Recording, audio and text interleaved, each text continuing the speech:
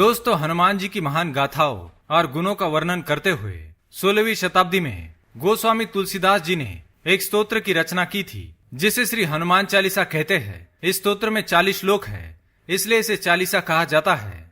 हनुमान चालीसा में हनुमान जी के 108 नाम लिखे गए हैं। इस प्रकार से यदि हम हनुमान चालीसा का पाठ करते हैं तो हम हनुमान जी के नामों का भी उच्चारण करते हैं। हनुमान चालीसा के 40 श्लोकों को तुलसीदास जी ने इस प्रकार लिखा है कि पहले के 10 श्लोकों या चौपाइयों में श्री हनुमान जी के व्यक्तित्व का परिचय और उनके रूप का उल्लेख करते हुए उनकी बल, बुद्धि, विद्या, ज्ञान और शौर्य का वर्णन किया है। 11 से 20 चौपाइयों से प्रभु श्री राम के प्रति श्री हनुमान जी की भक्ति की झलक दिखाई देती है। लक्ष्मण को मूर्छित अवस्था से बाहर लाने के लिए पूरा पर्वत उठाने वाले हनुमान जी की भक्ति की शक्ति से प्रभावित होकर प्रभु श्री राम ने उन्हें अपने गले से लगा लिया था। किस तरह हनुमान जी ने सुग्रीव को प्रभु श्री राम से मिलाकर उस पर उपकार किया था और किस तरह विभीषण ने हनुमान जी की बात मानी और रावण की मृत्यु के बाद वे लंकेश्वर बन गए। इन पंक्तियों में इन सभी बातों का वर्णन किया गया है। अगली सभी चौपाइयों में तुलसीदास जी ने हनुमान चालीसा को पढ़ने का महत्व बताया है।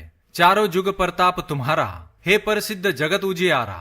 इन चौपाइयों में श्री राम के प्रति हनुमान जी की भक्ति का वर्णन है और साथ ही भूत, पिशाच और बुरी शक्तियों से हमें बचाने वाले, हमारी मनोकामनाओं को पूर्ण करने वाले, सभी सुखों के दाता, कठिन से कठिन कामों को सरल बनाने वाले, सभी संकटों और रोगों से मुक्ति दिलाने वाले तथा साधु संतों की रक्षा करने वाले, तेजस्वी और बलशाली, जिनकी प्रसिद्धि पूरे जगत में फैली हुई है तथा जो प्रभु श्री राम को अत्यंत प्रिय है, ऐसे श्री हनुमान जी की कृपा प्राप्त करने के लिए नित्य रूप से हनुमान चालीसा का पाठ करना चाहिए, ये बताया गया है।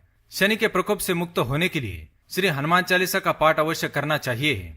जिस तरह हमें हमेशा सिखाया गया है कि ईश्वर से संबंधित कोई भी पूजा पाठ, मंत्रोच्चार या श्लोक पठन हमेशा ही शास्त्रीय विधि विधान से ही और नियमों का पालन करते हुए ही संपन्न किया जाना चाहिए। नहीं तो नियमों की अनदेखी करने से इसका हमारे जीवन पर शुभ प्रभाव पड़ने की बजाय हमें इसका अशुभ फल ही मिलता है।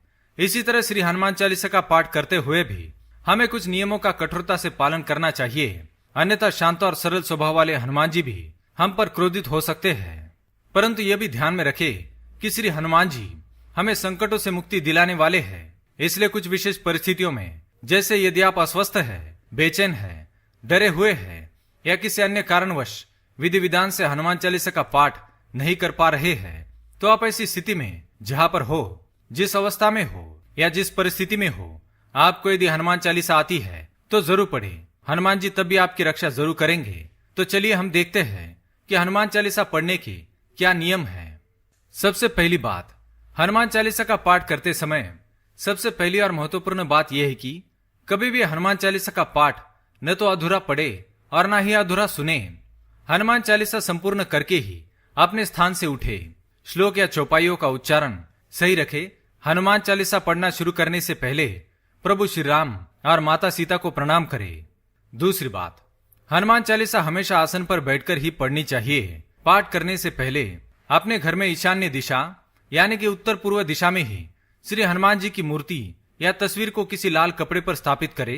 पूजा अर्चना करके लाल फूल, सिंदूर, चमेली का तेल और हनुमान जी की प्रिय वस्तुओं को अर्पित करे और पूरे मनोयोग से श्री राम, माता जानकी और हनुमान जी का स्मरण करे। पूरी श्रद्धा भक्ति से श्री हनुमान जी का स्मरण करने से निश्चित रूप से आपको अनुभूति होगी कि श्री हनुमान जी हमारे आसपास ही है। श्री हनुमान जी का प्रत्येक रूप शुभ होता है, परंतु घर में या पूजा करते समय हमेशा उनके आशीर्वाद देती हुई तस्वीर ही स्थापित करें। साथ में जल से भरा हुआ एक लोटा रखे। तीसरी बात, हनुमान चालीसा का पाठ दिन में 3 बार, 5 बार, 7 बार या फिर 11 बार अवश्य करें। हनुमान जयंती के दिन हनुमान चालीसा का 108 बार पाठ करने से हनुमान जी की विशेष कृपा प्राप्त होती है और जीवन से सभी संकटों का अंत होता है। पाठ संपन्न होने के बाद हनुमान जी की आरती करे और लोटे में जो जल भरकर रखा था उसका छिड़काव पूरे घर में करे। इससे घर के अंदर की सभी नकारात्मक ऊर्जा, बुरी नजर समाप्त हो जाएगी। तो दोस्तों, इस प्रकार से आप हनुमान चालीसा का पाठ करते हैं तो आप पर हनुमान जी की विशेष कृपा प्राप्त होती है। उम्मीद है ये जानकारी आपको अच्छी लगी होगी। वीडियो पसंद आया तो लाइक करें, कमेंट में जय हनुमान, जय श्री राम अवश्य लिखें। साथ ही चैनल को सब्सक्राइब करें।